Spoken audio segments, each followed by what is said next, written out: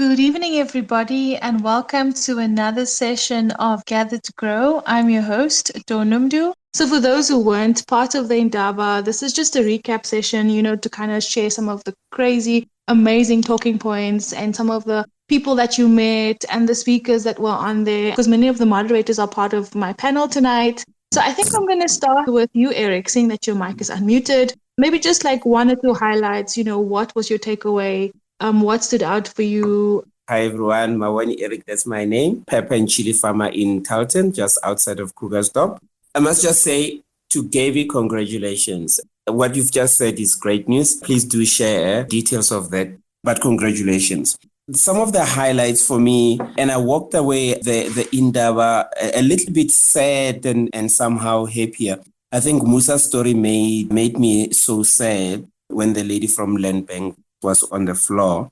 And I just hope that there's going to be something positive coming out of Musa's case. We met Musa in 2019. At the same time I met you, Dawn and Duncan, was the same time I met Musa, a hardworking guy. So I hope something positive is going to come out. What was even more positive for me was meeting quite a number of the other influencers, the other farmers that we normally talk on WhatsApp or social media. I think it was great. Karabo, to be specific, great to see you at last. There was just quite a lot that was said. But what got my attention was the blended finance that Land Bank said they're going to introduce. I think that was something that I worked with, something that was a bit positive. I think the lady from Land Bank delivered great news to us. That was my highlight for me for the Indaba. That was a really vital point that was shared. And I guess all the farmers in the crowd was like, doing a little happy dance. But I agree, Musa's story was sad. And I remember meeting Musa the exact same time that I met you as well. He had told me the story before the time, and I literally wanted to cry. I was like, how can this happen?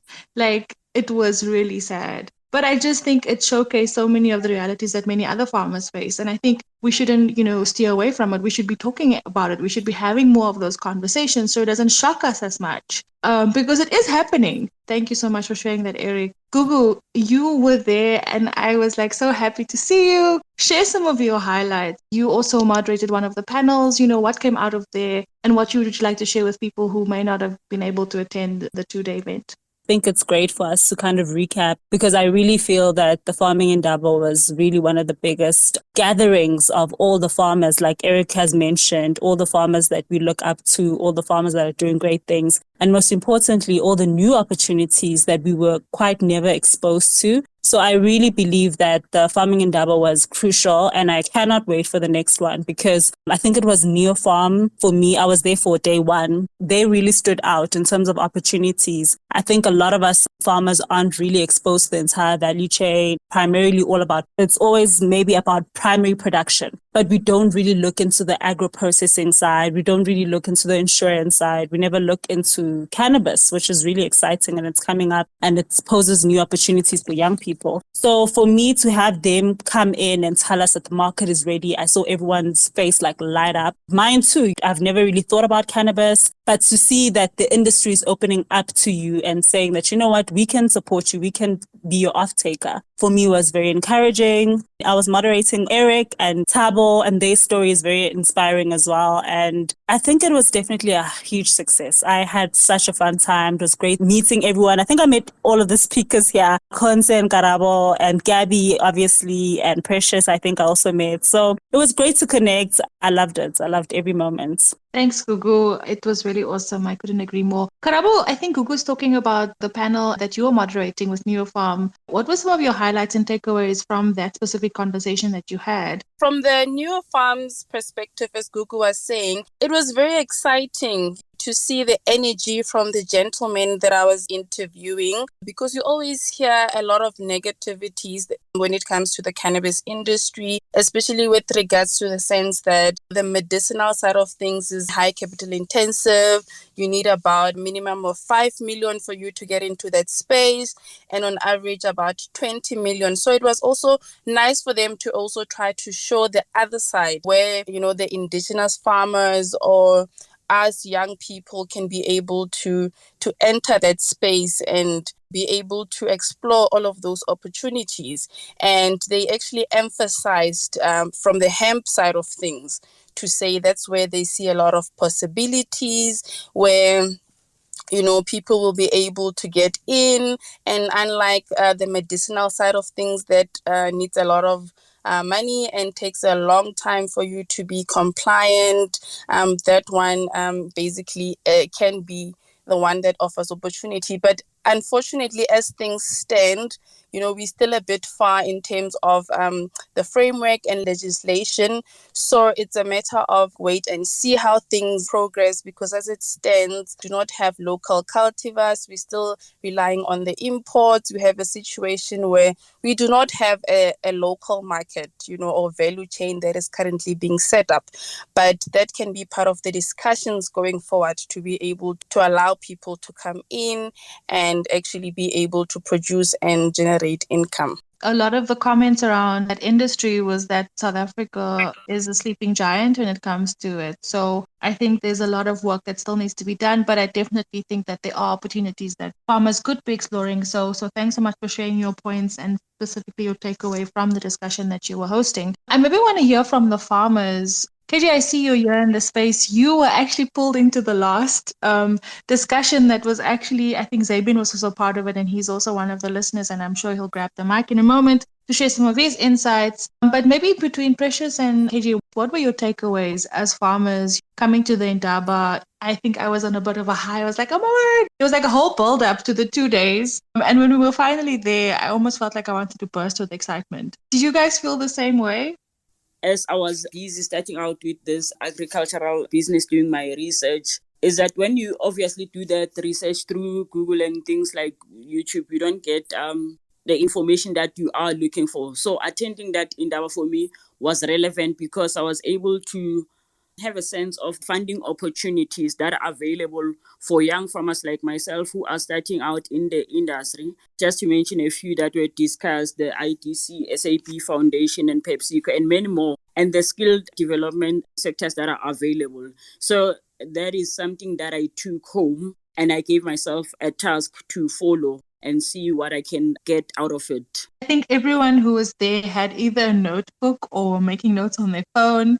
And they literally had like a hit list of, after this, I'm contacting this person, and that person, which I think was also really great. Kansa, maybe if I can bring you into the conversation, you guys were also doing amazing video recordings and interviewing people. What was your takeaway and highlights of the 2 days? Dawn, there were so many highlights. One, it was just finally meeting some of the big names that I've always seen online, such as Gugu and Eric, and just the panel that I had also was amazing, guys doing great things in the beer industry, which just shows the impact that mentorship has, and just having that support, access to funding and just financial inclusion can really, really level you up from either being an emerging farmer to commercial level, because both the farmers that I had on my panel are now farming at commercial level, winning awards left, right, and center. Those guys are really amazing.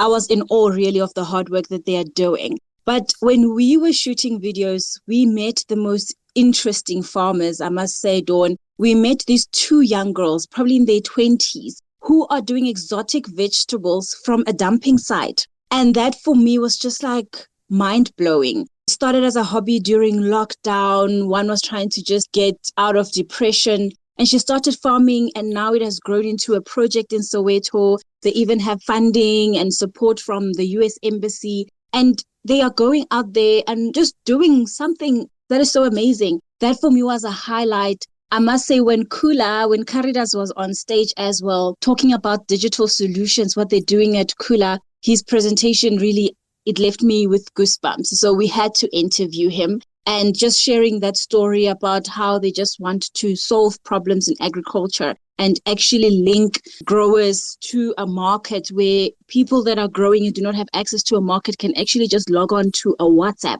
Just use your phone to have access to that. For me, that is actually solving so many of our problems, and also just having input on an app and having the technical support and the technical know-how you wouldn't necessarily have in a remote area. That speaks to me to solving so many problems that we have especially young farmers coming into the industry, and just seeing that at Indaba really, I believe, will have a massive impact on the upcoming generation of farmers. Like I said, I was really mind blown, so eager to also even play a role now. I was even telling Karabo after this that maybe we should farm. Gugu convinced us to farm.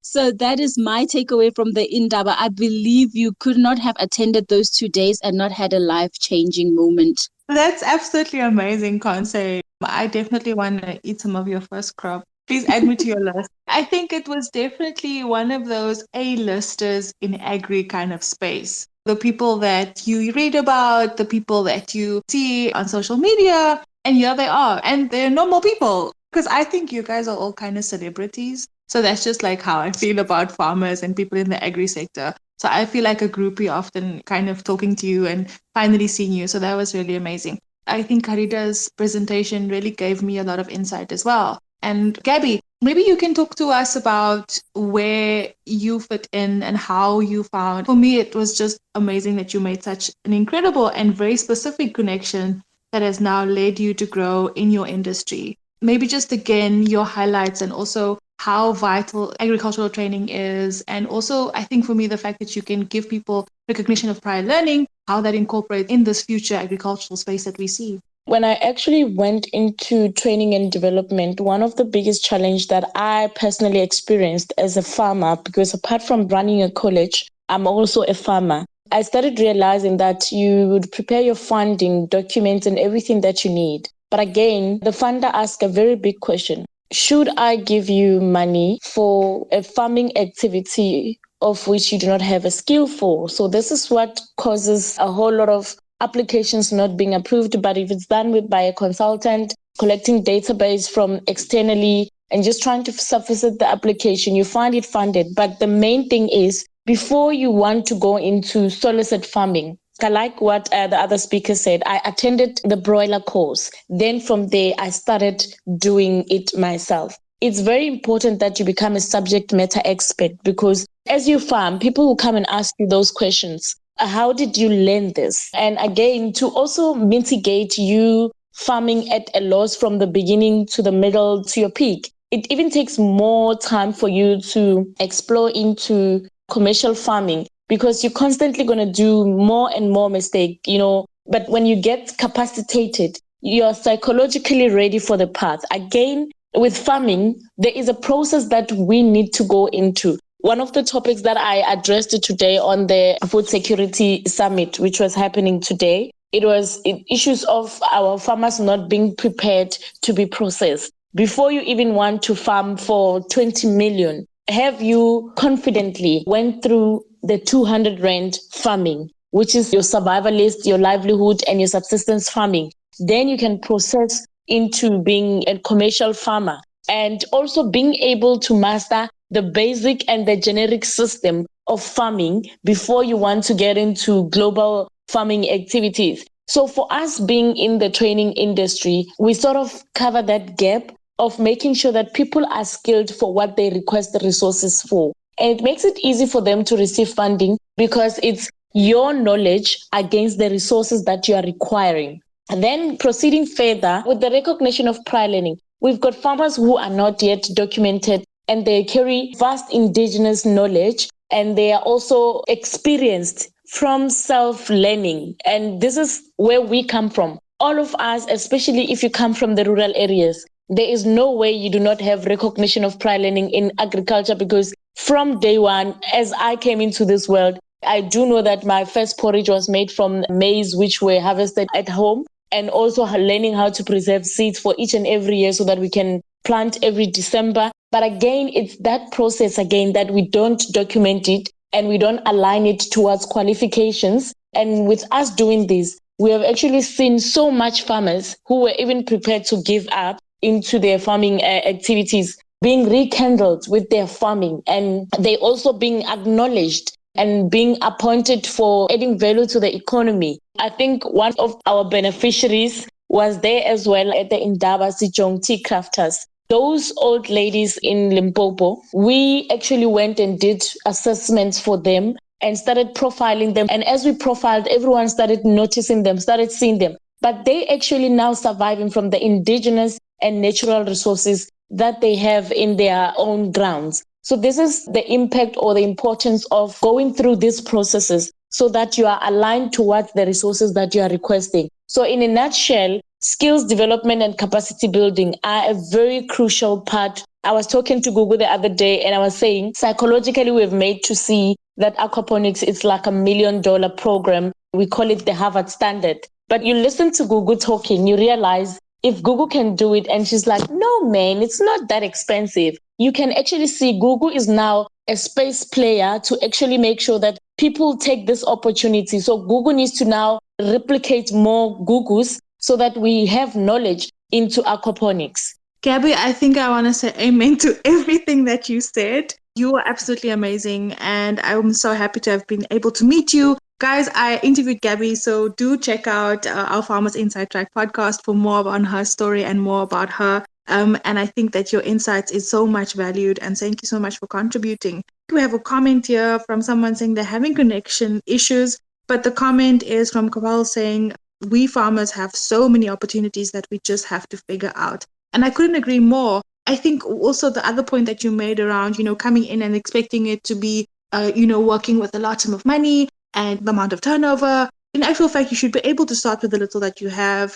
and work from there. And you should also figure out what your purpose is. And I think that's also a big part of the discussion that I was hosting about profit is about what your purpose is and what your drive is. Because, farming is not easy. And there's always going to be hardship. There's always going to be challenges. But if you have a main goal and you have a reason for why you're doing it, then it won't feel like you're working a day in your life. Although I must say you guys work very long hours. Ipeleng, I just want to say on a very public space, congratulations on getting married. I saw all the pretty pictures and I just wanted to congratulate you on this space. She's one of the farmers that's always here week by week that I also really miss and I really love to see you in person one day.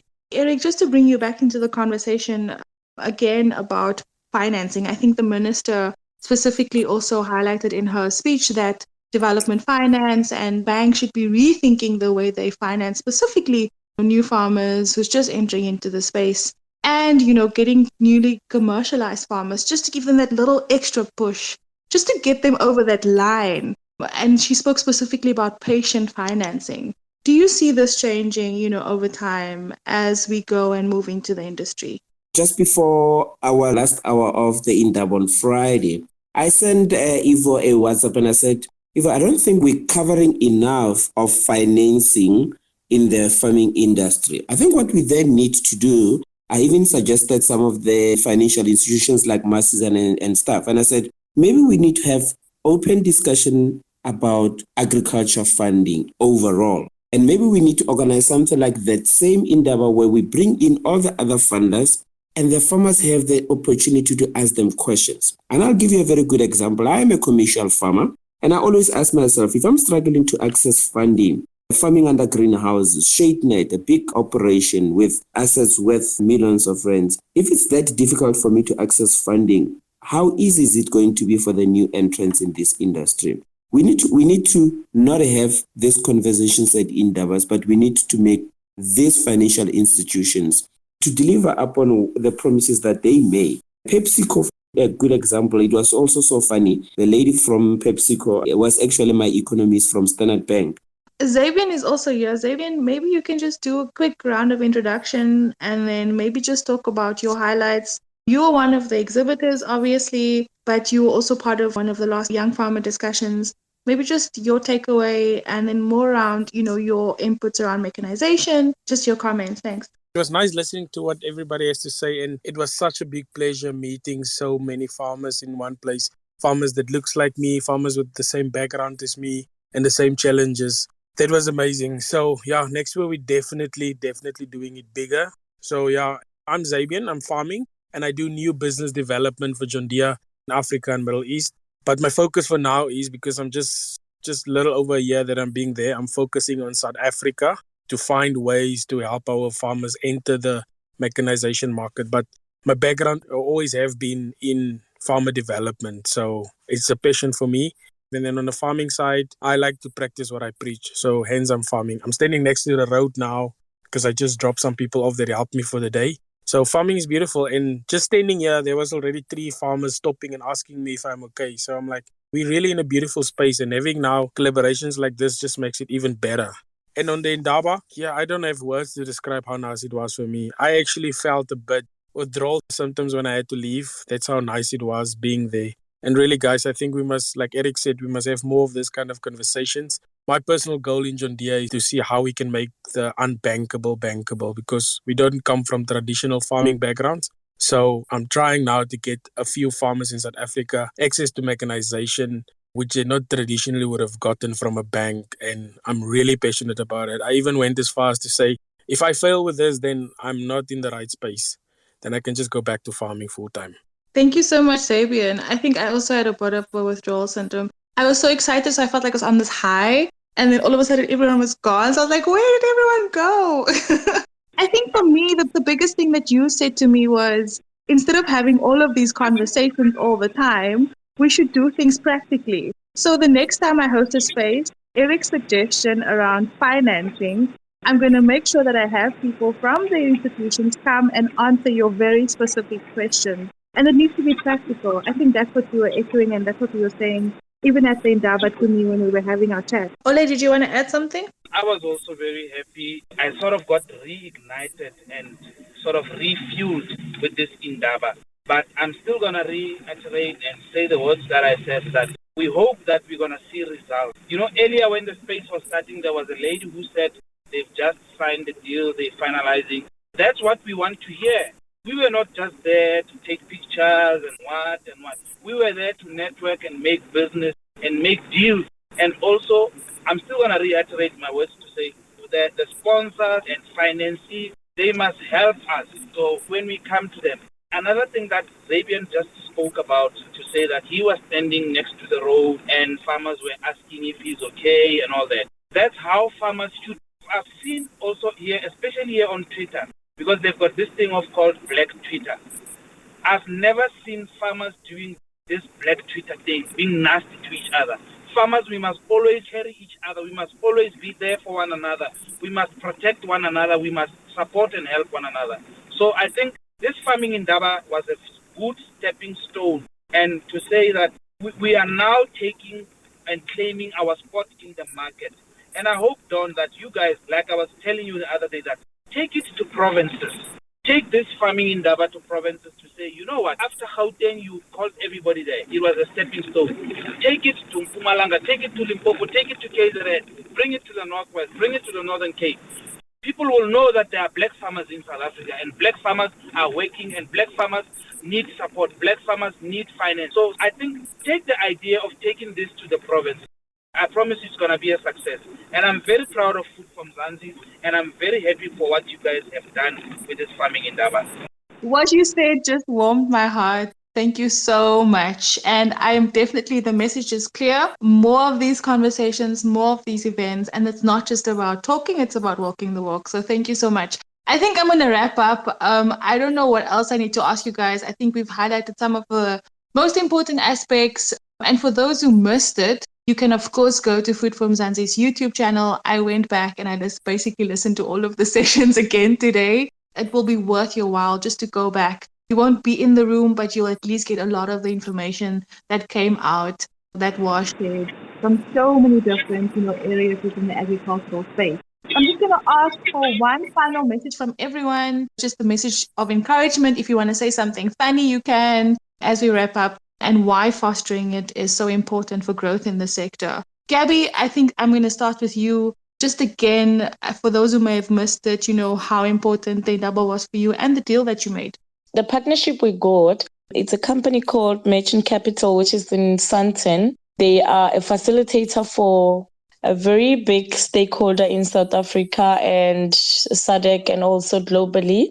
In their program this year, they want to work on impact. So they're actually going to be doing more training through us. And that is also participating in foot and mouth disease, which is what we are also expert on animal welfare, which we've got animal health technicians that are qualifying from our college that will be sort of employed into a 4-year program. So we're not only just farming, but we're also doing work placement It's a program which is very much intense because we're contributing into the welfare of the food and meat industry in our country, and moreover to be able to assess the safety of it for consumption and for even for pregnant people. We recently wrote a program where we are actually now not only just expecting a farmer to farm, because post-COVID, farmers started depleting health-wise, and that process has been approved. So we're going to be the first institution to do a farmer wellness. So it's agricultural health that we're going to be implementing across South Africa. And for Heritage Month, we need to take it back to traditional practices of farming. And a farmer always set trends, they don't follow trends. I totally love that. KG, are you able just to share, your takeaway and just your message in closing with us? Thank you so much, Dawn, and to all the speakers and all the listeners. It's been amazing again to recap myself from everyone.